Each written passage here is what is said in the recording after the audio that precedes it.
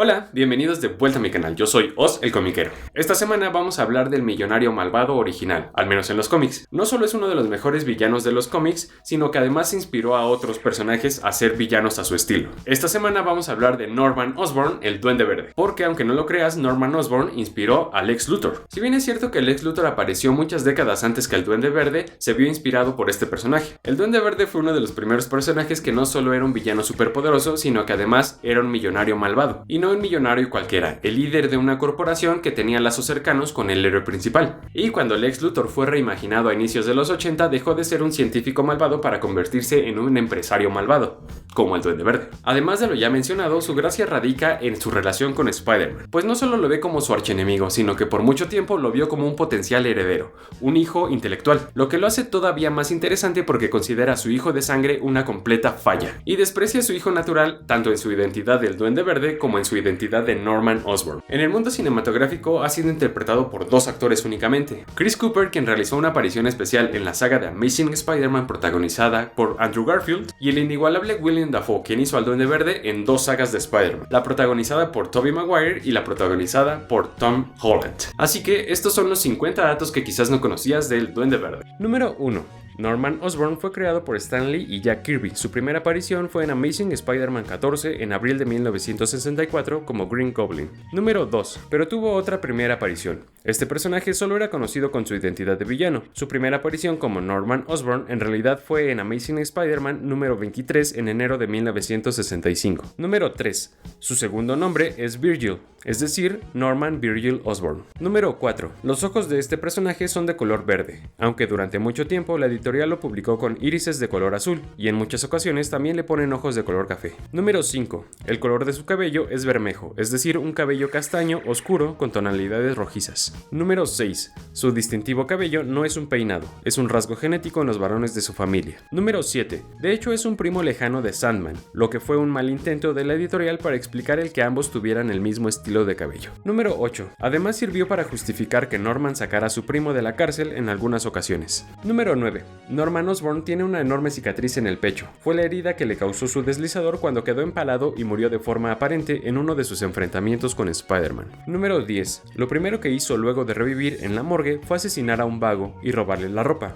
hacerle heridas similares a las suyas y ponerlo en la morgue para que ocupara su lugar. Número 11. Norman asistió a su propio funeral. Lo presenció desde lejos con una sensación de morbo y fascinación. Número 12. Es graduado en ciencias por la Universidad de Empire State, o sea que comparte alma mater con Peter Parker. Número 13. El pacto entre Osborn y Mephisto es considerado por el demonio como el más importante que ha realizado en todo el milenio. Número 14. De acuerdo con Carla Sofen, Moonstone, Norman Osborn tiene un desorden de bipolaridad. No se sabe si es su opinión profesional como psicóloga o una manera de molestarlo, pero es cierto que durante su periodo con los Thunderbolts y Dark Avengers controlaba sus arrebatos con una gran cantidad de medicamentos. Número 15. Norman considera la muerte de Gwen Stacy como uno de sus más grandes logros y se siente muy orgulloso por lo que hizo. Número 16. Su dirección de correo electrónico es oz@amazinghair.net. Número 17. Mientras ocupó el cargo de comandante de las fuerzas de Hammer, recibió un nivel de seguridad 10 y un código de autorización blanco, los mismos que tuvieron Nick Fury y Tony Stark antes de él cuando S.H.I.E.L.D. aún existía. Número 18. Cuando ocurrió la invasión Skrull y su virus tecnológico deshabilitó las comunicaciones y armamento de la red de seguridad mundial de S.H.I.E.L.D., que utilizaba tecnología Stark, el personal de los Thunderbolts fue el único capacitado para responder. Esto porque Norman Osborn insistió que era una falla de seguridad que todos dependieran de un mismo tipo de tecnología y presionó para mantener comunicadores y armas de Oscorp. Número 19. Antes de utilizar su característico deslizador de duende, utilizaba una escoba voladora, un poderoso propulsor personal. Número 20. Aunque su deslizador sí tiene controles activados por voz y por radiofrecuencia integrados a la máscara, no tiene mayor control que el peso e inclinación de su piloto. Número 21.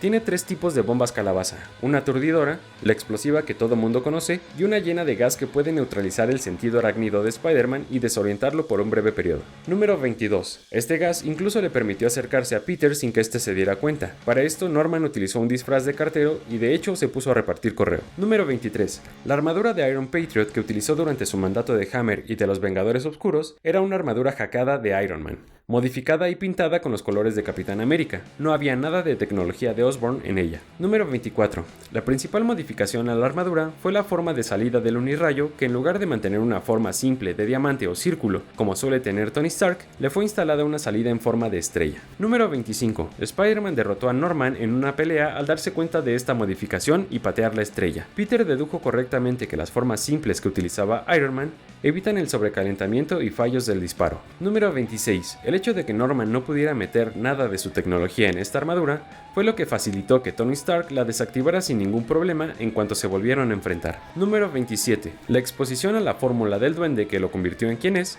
provocó que desarrollara un desorden de identidad disociada, es decir, que el duende era una personalidad completamente diferente y separada de la que no tenía recuerdos. Con el pasar de los años, en su carrera criminal, ambas partes se han unido en más de una ocasión. Número 28. Antes de la transformación ya era un genio de las matemáticas, ciencia y química, pero la fórmula del duende incrementó su inteligencia pudiendo incursionar en la genética, programación y robótica, así como en la química aplicada. Número 29. Norman Osborn descubrió la cura para el cáncer durante su periodo frente a Hammer, pero decidió convertirla en una bala diseñada para aniquilar a Deadpool. Número 30. Como experto negociador, logró unir las fuerzas de ideas mecánicas avanzadas, Hydra y las fuerzas restantes de Hammer. Durante este periodo, hizo que le dieran los poderes del superadaptoide para copiar habilidades superhumanas. Casi derrota él solo a los Vengadores, hasta que una sobrecarga le dejó frito el cerebro. Número 31.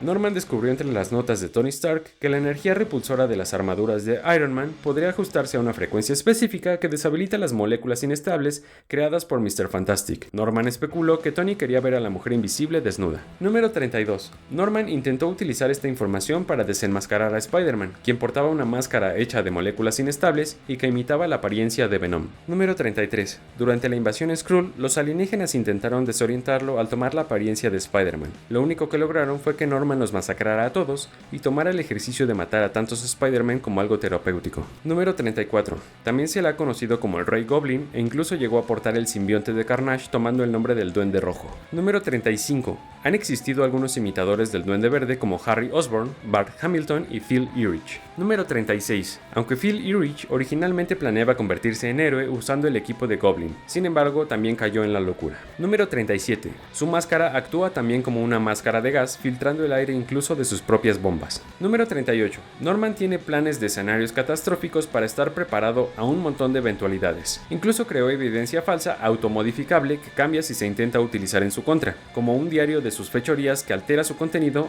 al de un ciudadano preocupado por el actuar de Spider-Man. Número 39. Cuando fue derrotado al final del asedio de Asgard, fue detenido en la prisión de la Balsa en espera de su corte marcial, pero fue detenido sin cargos, hecho que luego utilizaría para exigir su liberación. Mientras estuvo encerrado, hubo 3 intentos por asesinarlo y otros tantos por ayudarlo a escapar. Número 40.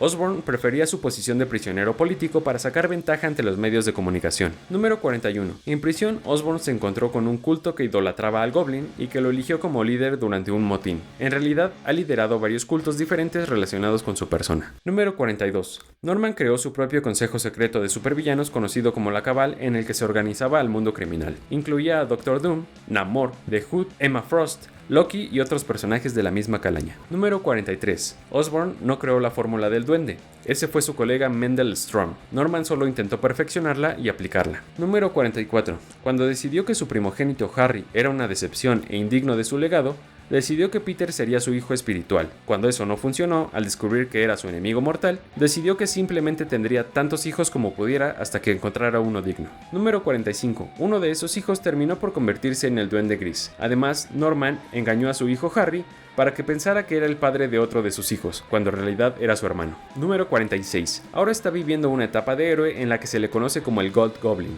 el Duende Dorado. Número 47. Osborn sufrió maltrato físico por parte de su padre Ambrose Osborn. Número 48. Norman conquistó a la enfermera encargada de su recuperación luego de uno de sus brotes psicóticos más importantes. Número 49. Norman modificó todas las armaduras de Iron Man que encontró en la armería de la Torre de los Vengadores, pero nunca utilizó otra que no fuera la de Iron Patriot. Número 50. El hombre molécula atormentó a Osborn jugando con su mente y mostrándole sus miedos, incluso el de convertirse en Spider-Man. Para lograrlo solo tuvo que cambiar literalmente literalmente 2 moléculas en su cerebro. Número 51. Su locura llegó a tal grado que se convirtió en el duende en varias ocasiones mientras lideraba Hammer, pero se las arregló para mantenerlo oculto, al punto de pintarse el rostro con los colores del duende y no quitarse la armadura de Iron Man por días. Número 52. Norman le teme a la oscuridad debido a los maltratos de su padre, quien intentó hacer que superara este miedo al encerrarlo en una mansión abandonada toda una noche. Lo único que Norman aprendió fue a ocultar este temor. Esos fueron los 50 datos que quizás no conocías de Green Goblin. Como siempre, el Duende Verde es un personaje que juega mucho con las inseguridades de Norman Osborn. Pese a ser un hombre rico, inteligente y poderoso, aún así siente que hay algo que le falta. Esta sensación de falla aunada a sus desórdenes emocionales